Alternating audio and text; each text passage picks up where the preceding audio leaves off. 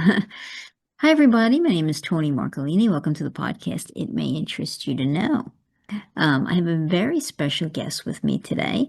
Um, you're probably going to know him. I'm going to say his name, Curtis Williams, but you're probably going to know him better as a member of Kool and the Gang, which, for any of you who've, grown up with his music, I hope you're super excited, like I am, to get the opportunity to meet him. Uh, I mean, I'm just going to jump into it and say first, welcome, Curtis. Well, thank you so much. This is really great to be with you, Tony. You know what? I can't tell you how excited I am. I think back to the days, when I was younger, the songs, right? Ladies' Night, Joanna, Misled, Oh, Cherish, wow. Celebration, right? Like those were just huge songs, like playing on Exactly. a loop on the radio, and you couldn't go to an event without those songs playing. Um, Yeah. and the thought that you're still, you guys are still around and still making really valuable music today. I mean, I think it's pretty amazing. Yeah, we're very fortunate. I'm actually sitting in Paris right now, and we just had it's a kickoff of our summer tour this 2025, and this was last night here was our third show. We did three in a row. Started in Germany, Busum, which is on the North Sea. Outside of Hamburg, and then we went to right the next day, Saturday. So it was Friday, Saturday, Sunday. Saturday was Le Mans, France, for the 24 hours of Le Mans. Amazing night there. And then last night was La Scène Musicale right here in Paris. So it's been and all those songs you mentioned, along with some of the other funk songs, and yeah, they're on the list. Yeah. Right. So, what you have coming out now, I kind of like to do a mix of old and new, if I could Yeah. talk to you about. George Brown was one of your founding members. Yes. He died of cancer. Yeah. And I'm a cancer survivor myself, so I was particularly interested in the story. And he left behind some music, right, that you guys are moving forward with. Yeah. So he had started a very beautiful jazz album. It was something that, as Kool and the Gang, we had talked about for decades. I've been here for a little bit since 1981, and their origin is of the style that most, that they have the most passion about is jazz. I mean, that's how they started, and first name of the band was the Jazzy Acts. And so through the years, well before I joined, but then once I joined, there was always talk of doing a jazz album with Kool and the Gang.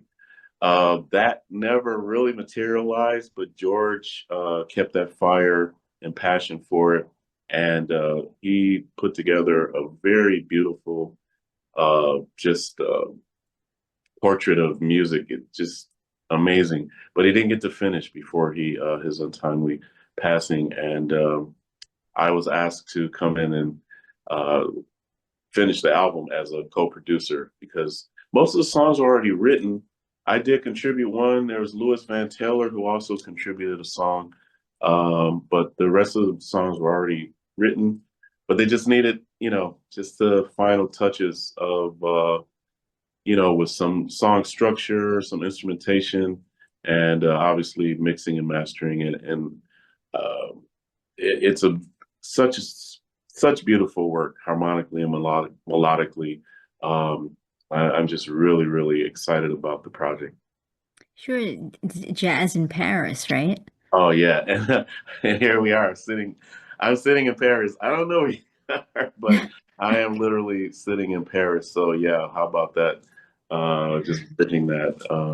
The all the influence of all the world travels for all of us, and obviously with George, but he definitely had a passion for this part of the world, the cafes, the culture, the music, obviously the people, the sounds, the streets. I mean, I can hear a little bit of it outside right now, and um, and then also very influenced by Miles Davis because he was also writing for potentially a Miles Davis movie. So there's a lot of that influence on the record. Um, Oh, wow. but yeah, he loved it here in Paris, and so hence the name, and it just harkens back to, makes you feel like smoky cafes and just the jazz club of past, but also having elements of, current sounds and things like that. So it's really exciting, really significant.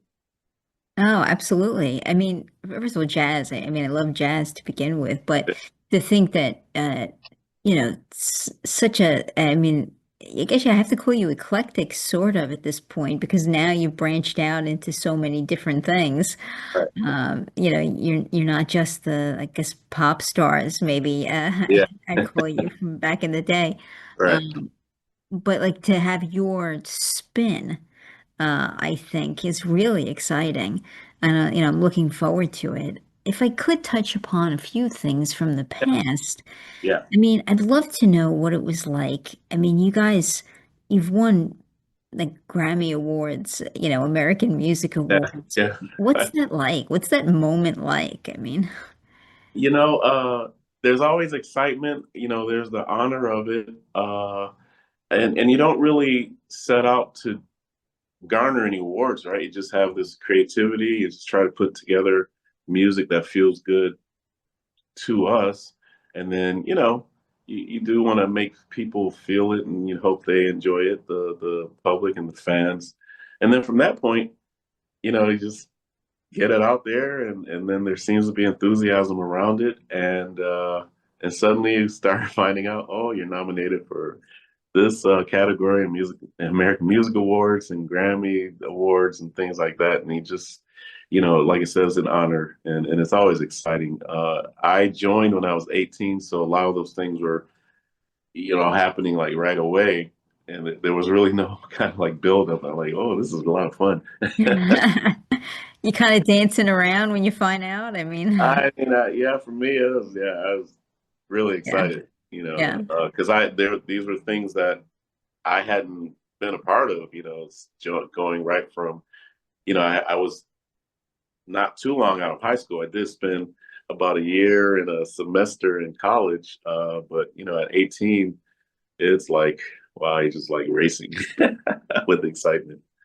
And you guys also you have a star on the Hollywood Walk of Fame. Yeah, Were yeah. you there that day? Like when they put it down, did you Oh go? yeah, yeah. It Yeah. was really, yeah, another honor to experience these things. It's just very meaningful. Again, you don't think about these things being garnered, but then when those things happen, it's just very significant and quite an honor. Oh yeah. I mean that those are like that's the stuff little kids' dreams are made of. Oh yeah, How yeah, many people get to go there and like find their right, star? I mean, yeah, and it's cool um, too. I have a granddaughter, and she was visiting. I live in Los Angeles, so she had visited from Denver. She lives there with her mom and sister, and so she was down visiting. And yeah, she likes to go to Hollywood, so that I was able to show her the star, took pictures, and it's really really cool. yeah, I would think so. Yeah, I mean, you also were in you're in the Rock and Roll Hall of Fame. yeah, that happened. I mean, these um, are big things. I mean, I'm trying, I'm kind of taking you down memory lane, but these are oh big yeah, events. And I guess I'm just curious, like, what does it feel like, these moments? They're like magical moments most people don't, won't never get to experience. yeah, it's quite a thrill, and for that particular event, first of all, one of the highest honors, to be entered to the Rock and Roll Hall of Fame. Uh, and then the performers that were there, you got Cher, Dionne Warwick, Dua Lipa was performing. It was well, yeah, Dua Lipa's I'm a big fan. Uh, and just so many wonderful artists just around in the dressing room areas, and yeah, it was pretty tremendous. We also had a very special guest appearance, if you will, with JT Taylor. That was fun. And then the Roots, Questlove and the Roots was the band, and whew, yeah, it was amazing. Yeah. I mean, even and more recently, I've heard you, I think you guys, did you open maybe for Van Halen, was it? It was We a sure rock did. band. So that would have been that was in 2012, and we did about it was either 48, I think 48 city major tour in the States. Oh, that was incredible. Yeah, because we started hearing about the possibility, and I guess it kind of came about. David Lee Roth is a really, really big fan of the group, and Really, apparently, who isn't? I mean, I can't well, find somebody really who doesn't love you guys. yeah. But he was thinking of how they were kind of like the party rock band, and then we were like the party funk soul pop band, and he saw us. From what I've been told, he got I guess we had done a big Glastonbury festival here in, well, not here in France, but in England, and I guess he either saw a recording of it and it just really impressed him, and they were putting together, they were thinking about going on tour, and he's like, I want to get Kool in the Gang.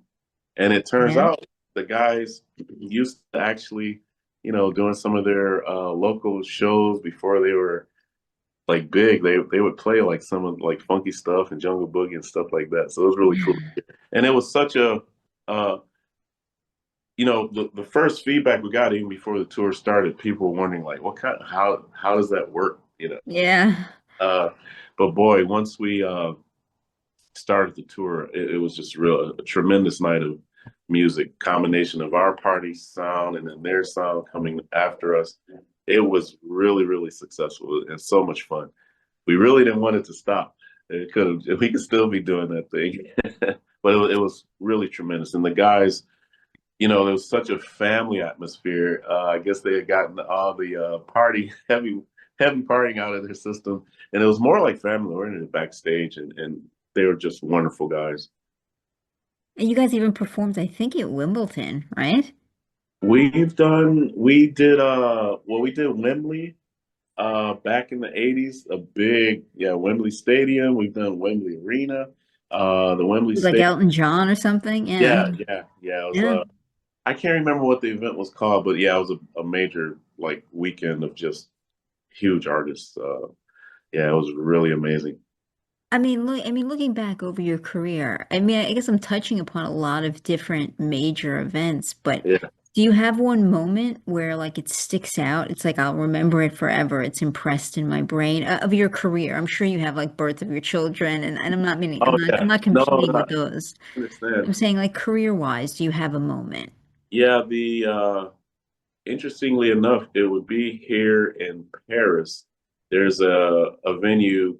Um, I'm sure they still use it. There's some newer venues now, but it's called Le Bercy, and it's like uh, back then it was like the Madison Square Garden of Paris.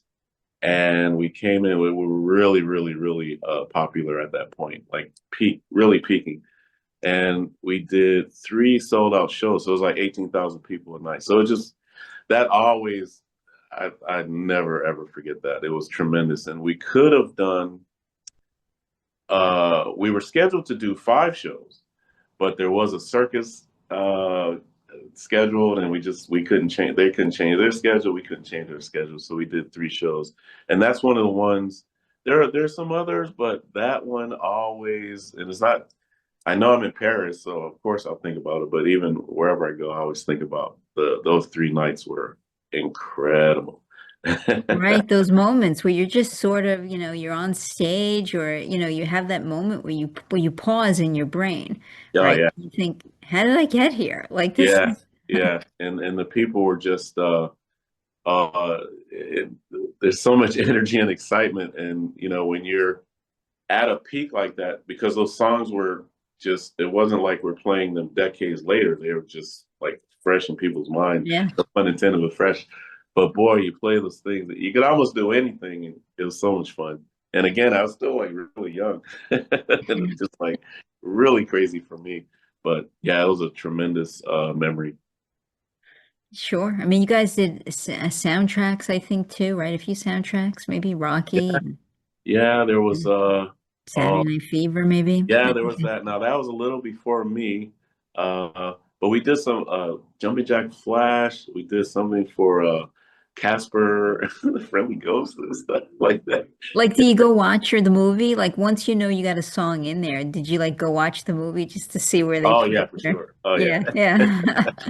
Yeah. That's pretty exciting too. I Yeah. mean, Oh to yeah. have something that's the height of that genre, right? Right. These big movies, and then like suddenly you start off, playing your keyboards, and the next thing you know, you're at the top of even another genre besides the music. I Right. think Right. that's Yeah. an Yeah. Like I amazing said, we've been feeling. very fortunate and very blessed, and there's a lot of joy that we have. We receive the joy, and just to do it back then, because that's decades ago, and here we are still. You fast forward. For me, I've been here 43 years, and we're still. We just did so. For instance, Le Mans. So it's a big race. It's huge. And then they have the concert series, and we got a message, from one of the coordinators. You just go out, hit the stage, and try to just hit it and make it as hot as possible. You can see that it's a mass of people, but there's no way to really know how many people are there. And we got a message. It was 105,000 people, and Mm. yeah, yeah, it felt good. I have to ask you a little bit about your creative process. Yeah, Right. I like to focus in the podcast about creativity. yeah, And how do you create your music? Like, and I don't, I'm not asking for a roadmap, on how to write yeah, a popular song, but I guess I always like to figure out, um, do you have like a process where you need to think it out beforehand? There's a lot of planning that goes into it, months of, we should write a song about, or is it more like I've interviewed a lot of authors who say, some say, you know what, I can't outline, like I just got to sit and be behind the computer. And I yeah. interviewed uh, Air Supply, and he said, "You know what? I gotta be with them. I gotta have the guitar in my hand. Like I can Right, only right. create that way. Like, is there a special way that you create? I mean, do you need to go for a jog that day to clear your head, or like, Uh, is there a method to it, or just there's so many influences. Just we travel so often, seeing different parts of the world, uh, and there are times you could hear the rhythm of just the traffic, or uh, you could be in a restaurant and ideas pop in your head. It can be spontaneous and it can be kind of planned. There are times where for myself, and even I know some other guys too. Uh, they were thinking of something that would be like a nice ballad, and it's been running through the head for a while. Um, or you could be at a keyboard or whatever instrument, guitar. And I don't play guitar, but I know, it's very melodic. And because George actually, along with him playing drums, he became really, really adept at keyboards and piano and also guitar. And sometimes, yeah, when you're just sitting, you could be near an instrument or at the instrument and start plucking away at something that may not have already been there. Because that's the thing, you can have ideas that are kind of brewing in your head, and then you finally get to the instrument and you sit down and just work it out. And then there's times yeah, when it's very spontaneous. And then from that point, um, you have the access of different sounds and things like that, the drum machines and those type things, all the technical stuff. And then we obviously have guys that can just play live, and it's a lot of fun to just have people just sit down with the bass and the guitar and drums and just kind of pluck out, the ideas. So it happens in varied ways. yeah. Yeah. What do you think George would have thought about all this, about the music coming out?